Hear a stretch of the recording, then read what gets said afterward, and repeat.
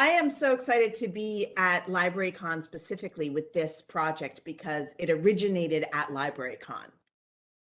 I was there a number of years ago. I think I was signing my novel Genuine Fraud, and an editor from DC Comics came up to me, and I had just done this amazing, wonderful, also super embarrassing project panel where it was like trivia contest thing, and it was me and Julie Berry, and I can't remember who the other writer was, and there was a man in Obi-Wan Kenobi robes, and he was like doing all this young adult and comic book trivia, and there was a big screen, and there were like 500 awesome youth librarians there, and I was supposed to answer trivia questions, and I was so out of my depth, and they wisely gave us the option to like ask a librarian. So we were able to get like a single librarian who was like our coach. And my librarian was, I wish I remembered her name because she won this thing for us. She knew every answer. I knew no answers. I was feeling quite abashed and also victorious because we won. And then I was signing. So it was, just a lot of like, oh gosh, did I just make a giant fool of myself in public? I think I did. And this editor came up from DC and said that they had read some of my books, and did I want to talk to them about writing in that DC space. And so LibraryCon brought me into the comic book world, and I'm so psyched to be back. Hi, Michelle. Hi. I was just freestyling while you figured your tech out. No worries. So I'm glad that you two are connected. And like I said before, Miriam and I will disappear while you two chat, and we'll be back on later. Okay. Thank you. And E, I will say I was at that event and I remember it, and you did a great job. Thank you. So can you talk a little bit about your graphic novel, Whistle, and just a little bit about the inspiration for the writing? Yeah, sure. It's called Whistle, A New Gotham City Hero. And basically, Whistle is a teenage activist Jewish high school student in an area of Gotham City. Now, I can't imagine any of you 1,000 librarians don't know that Gotham City is where Batman lives, but just in case, Gotham City is where Batman lives. And in Gotham City, there are a lot of nefarious villains, such as the Riddler and Poison Ivy and Killer Croc and lots of other, a wonderful rogues gallery, but those three are important for now. So this young woman is fighting to bring City Hall funds and attention to the problems of a very specific neighborhood of Gotham City. It's called Downriver. I made it up. It's kind of like the Lower East Side of New York City used to be back in the 80s when it was very run down. It's a formerly Jewish neighborhood. And there used to be 500 synagogues in this small space of the Lower East Side because so many immigrant families were coming from different parts of mostly, but not entirely, Eastern Europe and settling in the Lower East Side, and they would each create a synagogue for their particular town and community. Anyway, later on, the neighborhood becomes much more mixed. All different types of people are living there. And in the story of Whistle, the neighborhood of Downriver has become pretty run down and neglected by the, Gotham City Hall. And so she is trying to get funding for education. She's trying to get funding to help restore the community centers, which have been attacked by a mysterious plant-based villain who is greening all of these, the mosque, the church, the community center, the library. They're being covered with plants and thereby destroyed. People can't go into them. People can't use them. The neighborhood is losing value. So, long story short, she gets superpowers. The superpowers link her to a dog who is a Great Dane who is named Leibowitz. Leibowitz is named after Fran Lebowitz, one of my favorite humorists. And Leibowitz is the first ever female dog superhero. And Willow becomes Whistle. So they become Whistle and the Hound. And she has these superpowers which relate to the dog. They can talk to each other, and she can command an army of dogs with her whistle. So those are her powers. And she goes up against Poison Ivy, who you might figure out is behind this greening activity. Also the Riddler and Killer Croc during the course of her adventures. That is a great summarization of the great book. I told you all the things. So how was the experience writing your first graphic novel? It was really, really fun. I worked with a wonderful young editor at DC called Diego Lopez, and with the artist Manuel Pretano, who is Italian. He did another recent book for graphic novel for DC called Oracle Code, and he has a real sense of emotion. Like, he really, really brings out how characters are feeling in such a wonderful way. So the story doesn't feel like, too much super heroics. It feels very relatable and very, very real, I think. So it was, like Scott was saying, a very collaborative experience. I've written a lot of picture books where you don't communicate with the artist a lot. And in this case, we were in communication almost every day. I got to see sketches. I got to kibitz on the costume design. I sent over all these Pinterest images. If you are on Pinterest, and librarians, I know a lot of you do love Pinterest, you can visit me there and see inspiration images that Manuel used for his art for all of the major characters, and also the landscape. So we just had a good old fun time sharing art and having a dialogue about what this world of Downriver Gotham City was going to look like, and who these people were. It was really, really, really fun. That's great. And it was kind of fascinating just to kind of see all these real life problems that you brought up in this book, because even though it's a superhero book, a lot of things that Willow and her family faces are true life things. Income inequality, financial troubles, Lack of health insurance. Lack of health insurance. So I was wondering if you can talk a little bit about why you decided to kind of incorporate these themes into your superhero debut.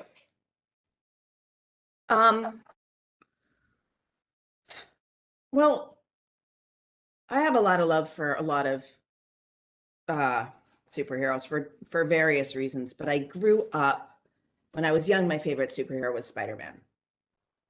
And the thing that I loved so much about Spider-Man was that he was a kid like me, right? A city kid with family troubles and girl troubles, and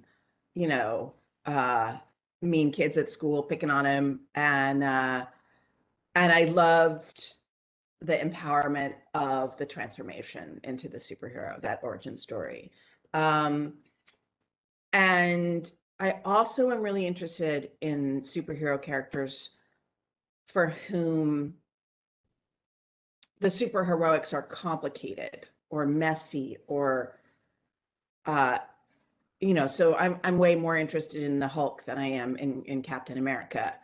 And I'm interested in the Hulk because his heroism is linked to his terrible temper, of which he is ashamed, and his superhero body is not really all the way under his control, and that's upsetting and bizarre. And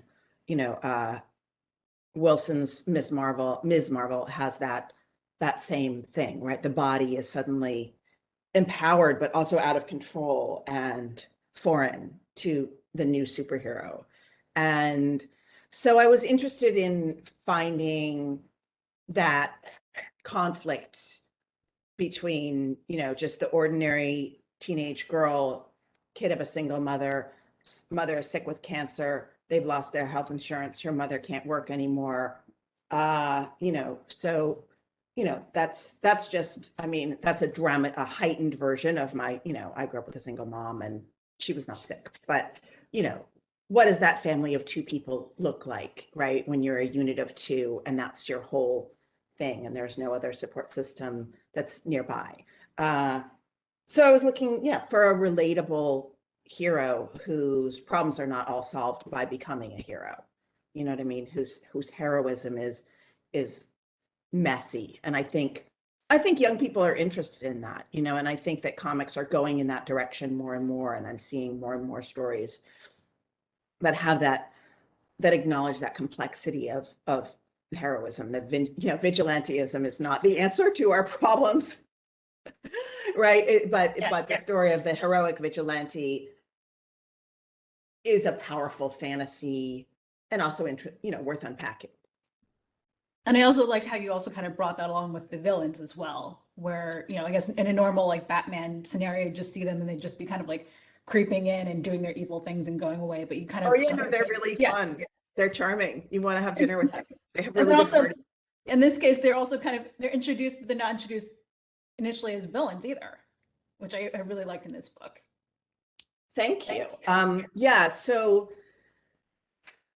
I was interested in, I think maybe for the longevity of the hero, right? I mean, when you invent a superhero, you're always going to assume that, maybe you will write sequels, but also other people may take this character and do things with it in monthly comics, or in other kinds of graphic fiction further down the line. So I wanted her to have, kind of a big hot mess of allegiances and relationships. And so one big thing about her is that she kind of works as a double agent. She's working underground for the Riddler, running this kind of sexy, fun poker night for him and his cronies, some of whom are supervillains and some of whom are just corrupt Gotham City officials of one type or another. And so, when you work undercover, you have relationships with the people that you are deceiving, and so she's really enmeshed in this criminal underworld, and a lot of those people are really nice to her and like her. And so she has always conflicted loyalties. And I thought that would make for like an interesting ongoing set of the push-pull within the character and within the story world. That was definitely one thing I really appreciated in the book. Can you talk a little bit also about, I guess, the actual experience of writing the graphic novel as opposed to like your normal work with novel writing, like how it's similar and how it's different? Well, I love to write dialogue, and so I was very eager to kind of try this new form. And when I'm writing long form YA fiction, I'm often writing scenes that are mostly dialogue. And then I layer in later drafts, more description and people moving around in space. But I start by imagining how people are talking, what the rhythms of their speech are, the way the conversation moves, as these two or three people push and pull a conflict or want something from one another. I had to learn how to write a graphic novel script. And one thing that DC did that was really delightful is provide kind of a formal education in graphic novel writing generally, but also specifically in DC Comics style and the style that these YA books were going to be using. And that included one kind of general lecture that was recorded, and also a lecture from Jean Lewin Yang, who is one of my most admired writers generally, but graphic novelists, that's obviously what he does. And I used to teach with Jean at Hamline University's MFA program. So I know him, and this was like an hour and a half like masterclass that Jean had recorded. And I was like, it was a joy.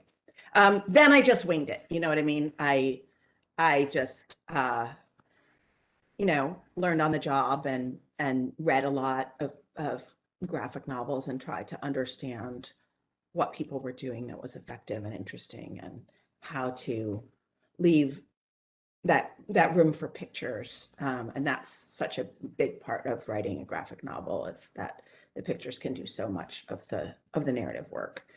So the words can really pull back, or they can contrast, right? If your character is lying, you can have them say one thing and show that something else is happening. There's all kinds of frisson that you can play around with. So that was, really, really fun. The other thing that I thought was great about the book is you managed to include wonderful nods to Willow's Jewish heritage and culture. And can you talk a little bit about, the importance that was for you to include that in the book? Yeah. Yeah, she is. Whistle is the first. I want to make sure I say this absolutely correct, because the archivist at DC will be sad if I don't get it right. She's the first DC hero to launch as Jewish. In other words, not to be retrofitted or reinvented as Jewish, since 1977. Harley Quinn is Jewish. Harley Quinn is not a hero. Although a hero to some, perhaps. So this was meaningful to me. There's a really long and interesting history of Jewish comics creators. There's also a lot of really interesting analysis of major superheroes through a lens of Jewish identity, Superman in particular, right?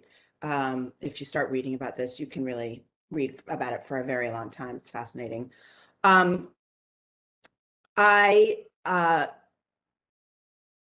My father is Jewish. My spouse is Jewish. I was raised celebrating Jewish and Christian holidays. I was never Christian, however. My mother is in a New Age religion. So I had an unusual religious upbringing, just in that split identity, which is obviously, one of the reasons I'm so interested in superheroes, and split identities go through all of my books. But I was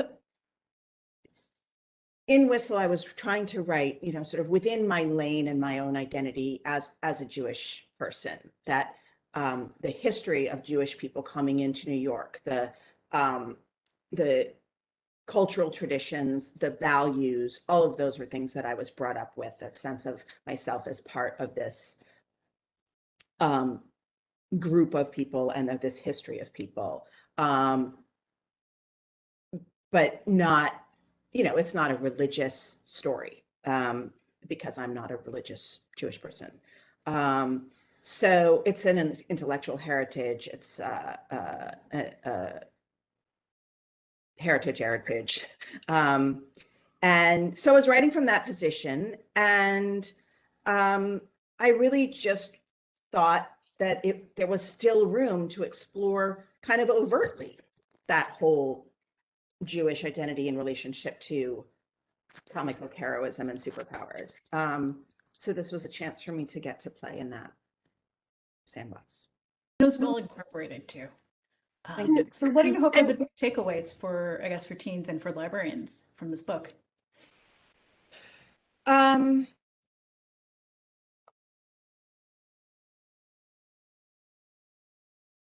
I so rarely think in terms of takeaways. I think it's an empowering book. I think it's a book that a lot of kids will see themselves in, male identified and female identified kiddos who feel like they want to make a difference and don't know how, right? Whistle's journey is from wanting urgently to make changes and feeling powerless, and it's a journey to power and to self-knowledge. I also think it's just a kick in the pants, right? Superhero origin story, makeover, action, right? It's a romp as well. So hopefully it's just fun on that level.